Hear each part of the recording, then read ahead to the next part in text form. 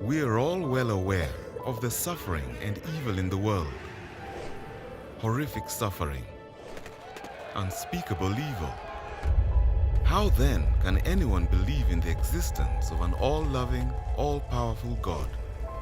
And if God does exist, why would anyone want to worship Him?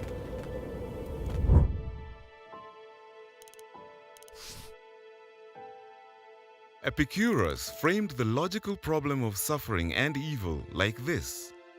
If God is willing to prevent evil but not able, then He's not all-powerful. If He is able to prevent evil but not willing, He is not good. But if He is both willing and able, how can evil exist?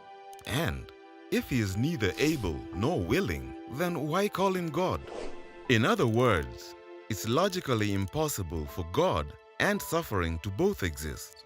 But we know full well that suffering exists. Therefore, God does not.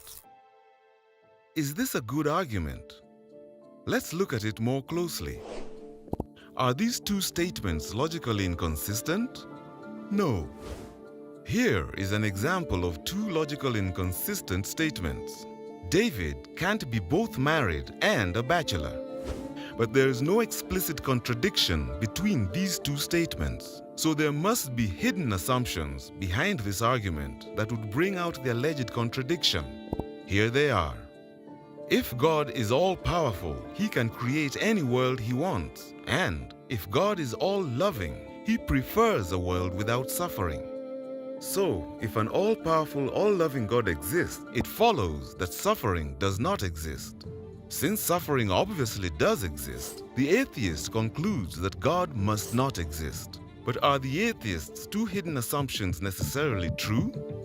Consider the first assumption. Can God create any world He wants? What if He wants a world populated by people who have free will?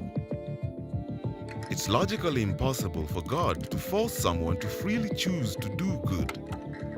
Forcing free choices is like making a square circle. It's not logically possible.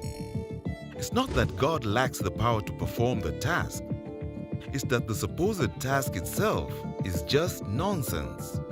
So, it may not be feasible to create a world populated by people who always freely choose to do what is morally good.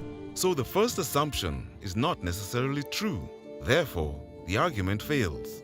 And what about the second assumption? Is it necessarily true that God would prefer a world without suffering? How could we possibly know this? We all know of cases where we permit suffering in order to bring about a greater good. If it's even possible that God allows suffering in order to achieve a greater good, then we cannot say this assumption is necessarily true. For the logical problem of suffering to succeed, the atheist would have to show that it's logically impossible that free will exists, and that it's logically impossible that God has good reasons for permitting suffering. This burden of proof is too heavy to bear. It's quite possible that God and suffering both exist.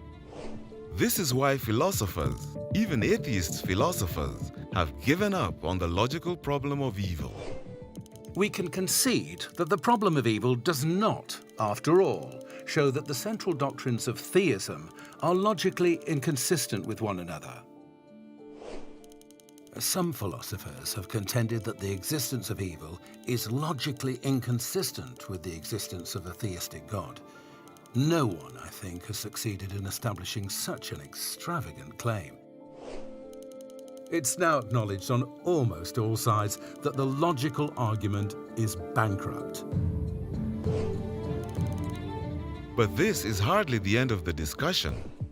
We still need to explore the probability version of the problem of evil.